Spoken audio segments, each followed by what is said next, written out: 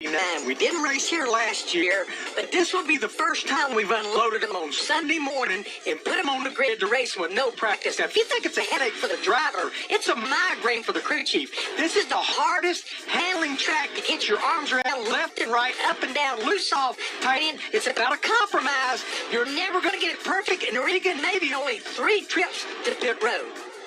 Boogie, boogie, let's go racing, drivers. Well, we were wondering how they go side by side, Jeff.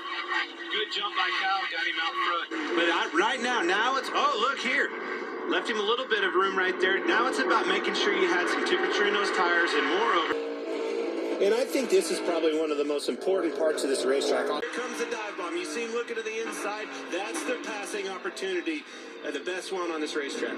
From 125 miles an hour down to 35 for turn 11.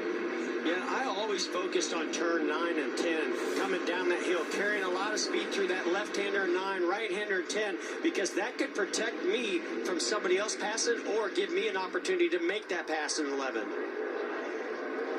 Right there looking to the inside. Here's a guy that's plenty capable of getting the job done here. We've seen him win time and time again there. He's on the inside making another pass. Starting 19th. If he's going to get up there and challenge these Hendrick cars, he's going to have to be aggressive, and that's what you see him doing. That's what I was going to say. That, you always want to be smooth and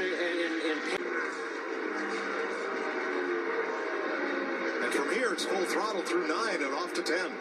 Yeah, and as I'm watching these guys, you got to give credit to these drivers. Quick break. NASCAR's on their first competition caution. It's been 2 years since NASCAR has seen Sonoma Raceway, due to this pandemic. 2 years, 2019. The last person who won this race was Martin Truex Jr., and that was in 2019, which, that's great. But I still think Chase Elliott, if his engine wouldn't have blown up, he would have won it, because it was the last stage when he was going into the pit road when his engine let go. So, if I was a betting man, and I still am, I still wouldn't bet against number 9. The fact that he is the road course master, and this is a road course track in Sonoma. Times, and that's what I've seen out of the 5 to 19. Doesn't matter the strategy, these guys can get to the front. Oh, what's this? Speaking of the 47 to Stenhouse. that's Out of turn 1. Oh, he's gotten into the wall hard. He has hit that barrier.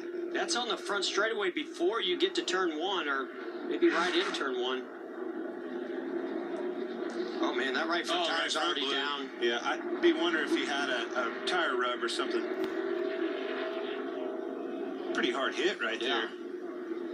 Well, that's a fast section of this racetrack. You just don't, you take it for granted. Camera lived. Yeah.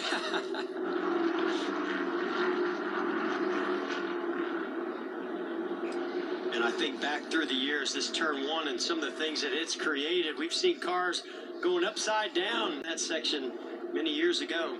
Remember, no interliners on these tires as we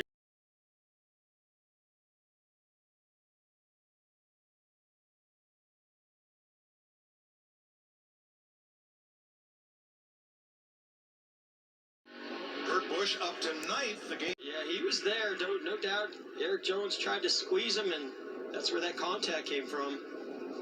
Good thing it never rains out here. He'd have been in trouble right there. And that's a good point. Of course, Corey LaJoie in 6th, Ryan Preece in 7th, Chase Briscoe 8th, Bubba Wallace 9th as they've cycled through.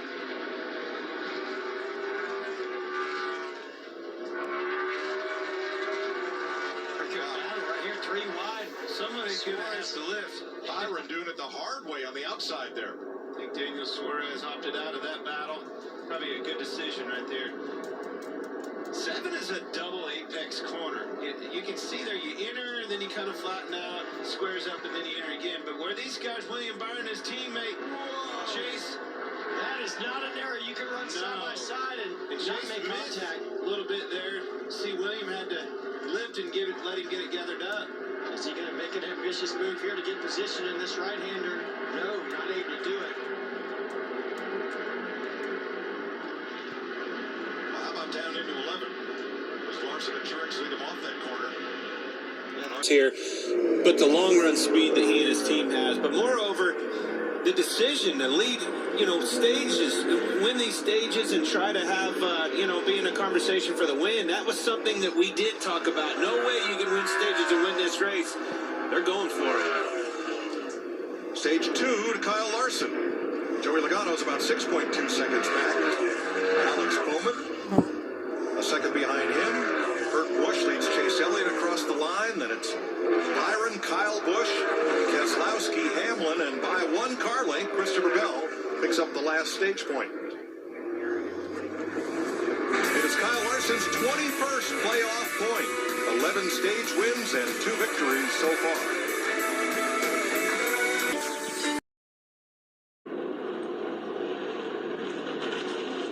Lead lap cars. Cody Ware gets the free pass. We'll restart then with 33. A couple of the backs stay out, and they may be lapped cars. Jamie. Yeah, the 19 James Small. The only thing he has asked for is a drink bottle during this pit stop. So several stayed out. Here's Larson spinning the tires, and he gets out in front of Martin Truex, Chase Elliott, and the rest. So Joey Logano, who just came in a lap 67, stayed. Clean getaway for Logano.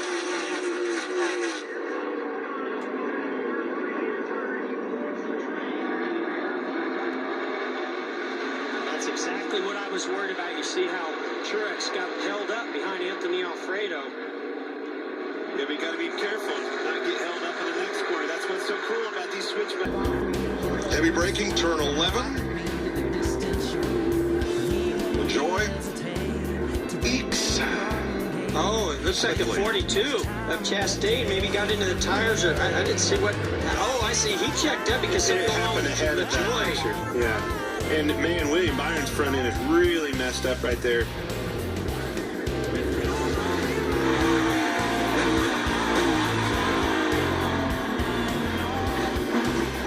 What's up there with Chastain? I think he got into LaJoy. It'll be a white car coming into frame on the outside, and Chastain tries the dive bomb. Yeah, this doesn't go well. 7 of LaJoy. He kind of got the car slowed down and was going to make sure he made that apex. But Man, that was something. That's the thing. When you're on older tires versus these guys on newer tires, they're going to be aggressive, and you got to not only see what's in front of you, you got to see what's coming behind you. You've always been a good qualifier at Sonoma. Now you're a good racer. You get the win today, second in a row in dominating fashion. Was it easy as you made it look? It was not easy. Any road course isn't easy. Just trying to keep it on track is tough, but especially when you got 2 of the best behind you on the last restart chase. I felt like I did a good job the one before and stretched out a little bit, and then didn't want to give it another try at it, but he kept the pressure on. Martin was strong too, but what a car. HendrickCars.com, Chevy. Thank you, Mr. H. This is unbelievable. I thought I would be okay today, but I just didn't know how I would race. I don't think any of us really do with no practice, but our car was really good there, and can't say enough about it. Home second, his best finish at Sonoma, but what a battle between teammates. Chase, where was he just better than you today? Yeah, I wish I knew. I would have tried to give him a little better run. But congrats to Kyle and Cliff and everybody on the 5 team. They've been doing an amazing job. So really proud of our Napa group, though. I feel like we were a lot better there at the end than we were at the beginning, and definitely the best I've ever been here. I feel like at Sonoma in particular. So pleased with that. Wish we could have got another spot, but we'll try again.